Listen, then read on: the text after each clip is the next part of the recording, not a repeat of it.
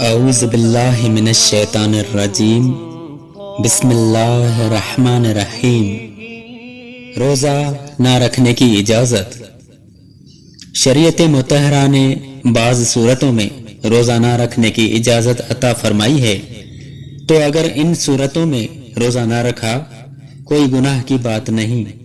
مثلا نمبر 1، حمل والی اور دودھ پلانے والی کو اگر اپنی جان یا بچے کا صحیح اندیشہ ہے تو اجازت ہے کہ اس وقت روزہ نہ رکھے، خواہ دودھ پلانے والی بچے کی ماں ہو یا دائی۔ نمبر 2، بیمار کو بیماری بڑھ جانے یا دیر میں اچھا ہونے یا تندرست کو بیمار ہو جانے یا خادمہ کو ناقابل برداشت کمزوری کا غالب گمان ہو تو ان سب کو اجازت ہے کہ اس دن روزہ نہ رکھیں، بعد میں رکھ لیں۔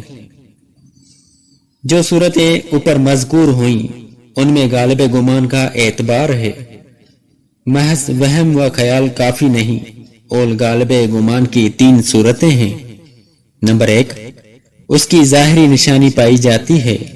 نمبر 2، اس کا ذاتی تجربہ ہے۔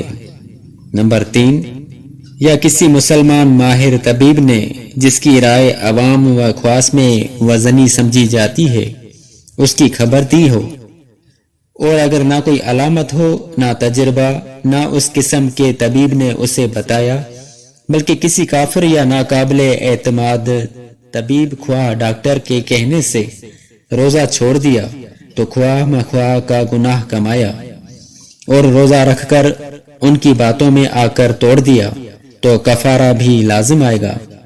آج کل اکثر طبیبوں اور ڈاکٹروں کا عالم یہ ہے کہ ذرا سی بات پر روزہ سے منع کر دیتے ہیں، بھی تمیز نہیں ہوتی کہ روزہ کسی بیماری میں نقصان دیتا ہے اور کہاں مفید ہوتا ہے۔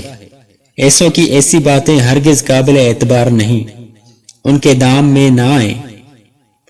عورت کو جب حیض و نفاس آ گیا تو روزہ جاتا رہا۔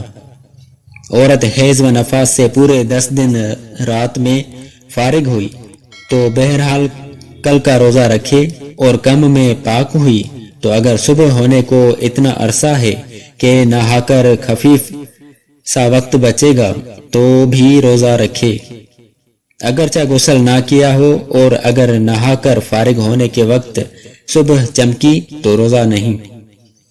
حیض و نفاس والی عورت کو اختیار ہے کہ چھپ کر کھائے یا ظاہراً، روزہ دار کی طرح رہنا اس پر ضروری نہیں، مگر چھپ کر کھانا بہتر ہے، خصوصاً حیض والی کے لیے۔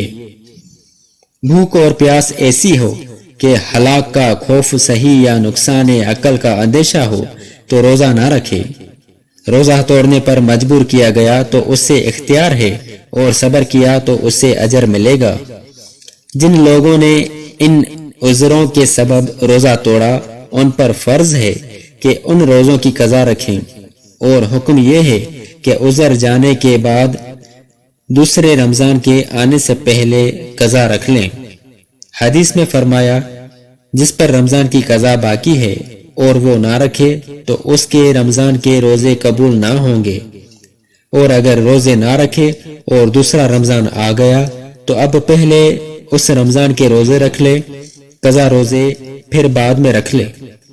ایسا بوڑھا آدمی جس کی عمر ایسی ہو گئی کہ اب روز بروز کمزور ہی ہوتا جائے گا، جب وہ روزہ رکھنے سے عاجز ہو، یعنی نہ اب رکھ سکتا ہے نہ آئندہ اس میں اتنی طاقت آنے کی امید ہے کہ روزہ رکھ سکے گا، تو اسے روزہ نہ رکھنے کی اجازت ہے، اور ہر روزے کے بدلے میں صدقہ فطر کی مقدار کسی مسکین کو دے دے۔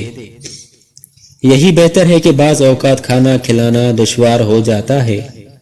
اگر ایسا بوڑھا آدمی، مرد خواہ عورت، گرمیوں میں بوجہ گرمی کے روزے نہیں رکھ سکتا مگر جاڑوں میں رکھ سکے گا تو اب روزے چھوڑ دے، اور ان کے بدلے کے روزے جاڑوں میں رکھنا اس پر فرض ہے۔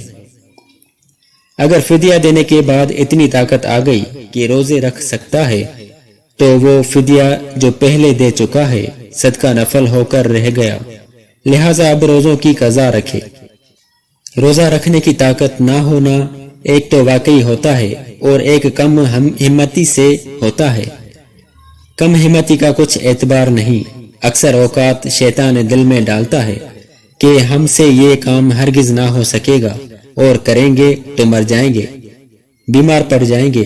پھر جب خدا پر بھروسہ کر کے کیا جاتا ہے تو اللہ تعالیٰ ادا کر دیتا ہے، کچھ بھی نقصان نہیں پہنچتا۔ 75 برس کی عمر میں بہت لوگ روزے رکھتے ہیں۔ ہاں، ایسے کمزور بھی ہو سکتے ہیں کہ 70 ہی برس کی عمر میں نہ رکھ سکیں، تو شیطان کے وسوسوں سے بچ کر خوب صحیح طور پر جانچ کر لینی چاہیے کہ شریعت میں یہاں نہ کم ہمتی کا کوئی اعتبار ہے، نہ شیطانی وسوسوں کا کہیں کوئی لحاظ۔ ایک اور بات یہ ہے کہ ان بوڑھوں میں بعض ایسے ہوتے ہیں کہ لگاتار مہینے بھر کے روزے نہیں رکھ سکتے، مگر 1-2 دن پیچھ کے ناگا کر کے رکھ سکتے ہیں۔ تو جتنے رکھ سکتے ہیں اتنے رکھنا ان پر فرض ہے، جتنے قضا ہو جائیں جاڑوں میں رکھ لیں۔ یہ باتیں اچھی طرح ذہن نشین کر لیں۔